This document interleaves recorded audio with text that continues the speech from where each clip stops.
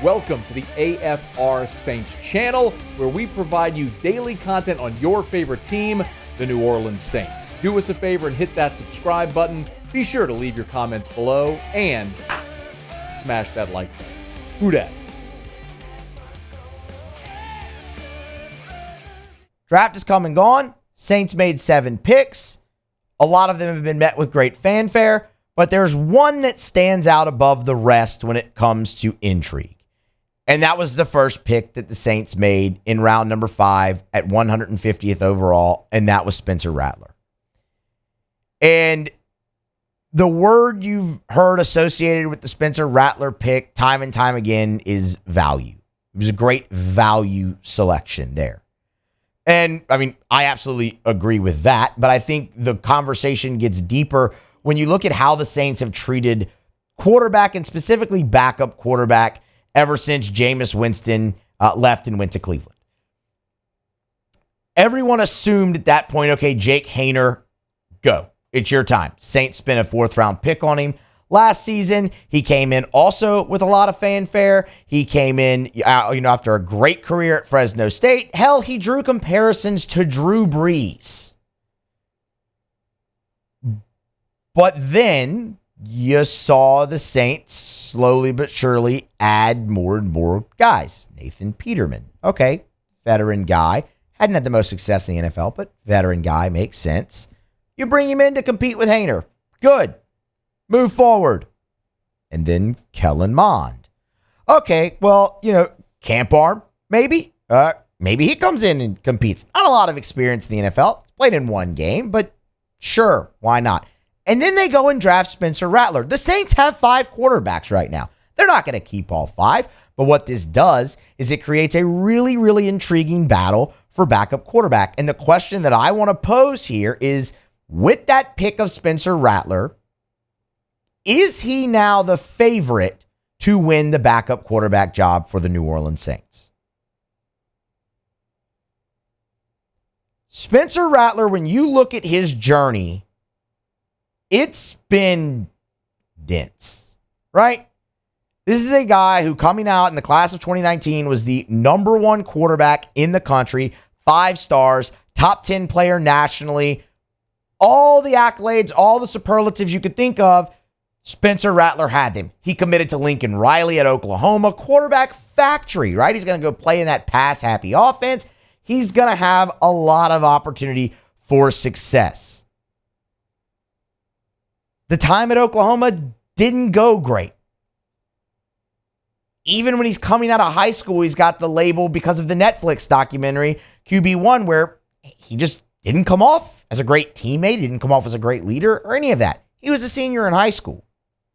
Think back to when you were a senior in high school. How would you have come off? We all know the answer. I'm the same way. He gets to Oklahoma. He's benched a couple times, including in his redshirt freshman season. In 2020, he's benched for Tanner Mordecai. He ultimately comes in the second half of that game, has a great year. Passes for 3,000 yards, accounts for 32 touchdowns total in that season, completed 67% of his passes. Like, you saw the promise. You're like, oh, all right, wait a minute, here we go. And that's when all the hype starts again, right? Heisman Trophy frontrunner, 1-1 in the draft, slam dunk pick, all of those things associated with Spencer Rattler. And then he's benched again for Caleb Williams, ultimately doesn't get his job back in 2021. Lincoln Riley leaves for USC. He enters the transfer portal and ends up at South Carolina. And the view of Spencer Rattler when he did that was bust. Not only bust, kind of the same thing surrounding him when he was coming out of high school. Not a great teammate. Didn't handle the benchings well. Not only on the bench, but on the field. Didn't handle failure well. Didn't handle any of that. But man, didn't he change that narrative at South Carolina? And that, you can look at all the physical tools all you want and love the pick from Spencer Rattler and look at that and be like, yeah, he's a guy who should absolutely be considered a favorite to win the backup starting quarterback job for the New Orleans Saints. You can look at all those physical tools and say that. But what I really like to look at is what happened at South Carolina from an off-the-field standpoint, where we talked about how he was viewed out of high school, how he was viewed at Oklahoma, and how some of that caused him to fall in the draft. I mean, you talk about value, the mock draft database, it's an awesome website you can go to, and it takes every mock draft there is out there and gives you a consensus of where this player should go. Spencer Rattler should have been a 3rd round pick. There was a mock draft, according to that, there was a mock draft as recently as April 24th that actually had him sliding into the back end of the 1st round. So you can talk about all the value you want, but you look at what happened at South Carolina and you consider where he was, how he was viewed, and he's going into Columbia. He's got a relationship with Shane Beamer, the head coach from his time at Oklahoma, and he's got a relationship with one tight end there that he knew. Everything else was different. New system, pro style, not the pass-happy air raid of Lincoln Riley, new teammates, new school, all of that.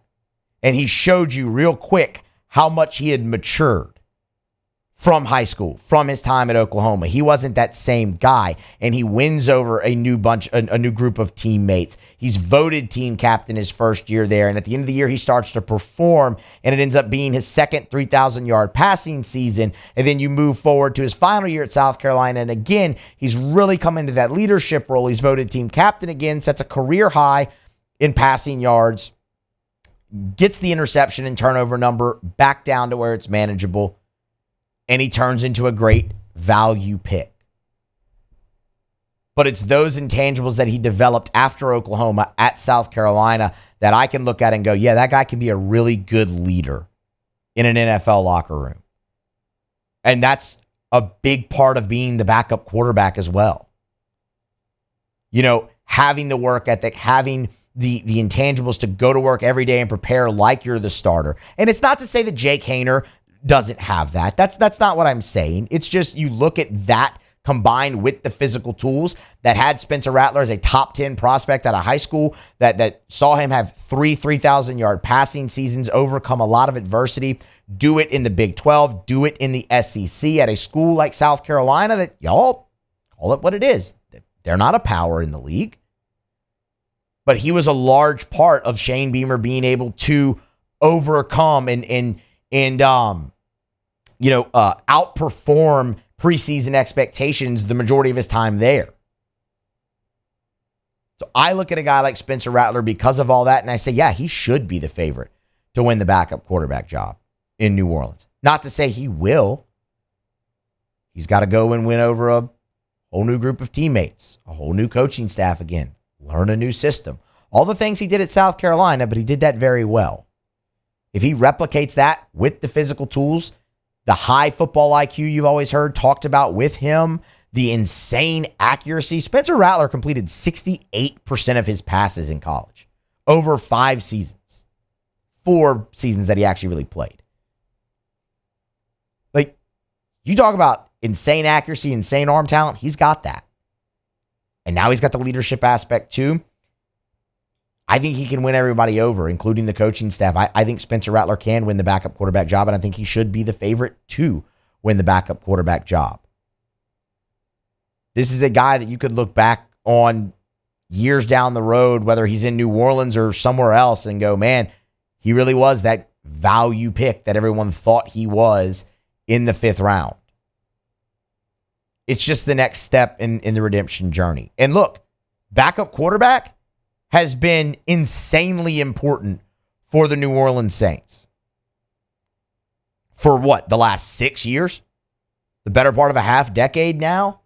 Whether it was Teddy Bridgewater or Jameis Winston or Trevor Siemian or Andy Dalton, like, the Saints have made it priority to have a veteran backup. Now you legitimately could go into this with 2 young players in Jake Haener and Spencer Rattler. It's a very, very intriguing position for the Saints to be in because it is different from what we've seen them do again for the last 6 years. And how big was Jameis Winston for you last year in that role when Derek Carr went down? And we talked earlier in the show about the mash unit that your offensive line currently is. So there's a lot of pressure for whoever wins that job. And we talked about this with Cat Terrell yesterday, and maybe they do keep a Nathan Peterman, some type of veteran, on a practice squad or whatnot just to have them around. But I think you're headed with Haener and Rattler I think you're headed there as one of them being your backup quarterback this year behind Derek Carr, and I think Spencer Rattler should be the favorite, and it wouldn't surprise me in the least if he wins the job. All right. That's going to be something really intriguing to watch throughout rookie minicamp, throughout OTAs, throughout training camp, throughout the preseason games. That actually adds a really interesting level of intrigue because that has been such an important position for the New Orleans Saints, and you have two really talented young guys vying for that spot. Hey, thanks so much for watching. Please leave your comments. I love to interact, and be sure to hit the red subscribe button below.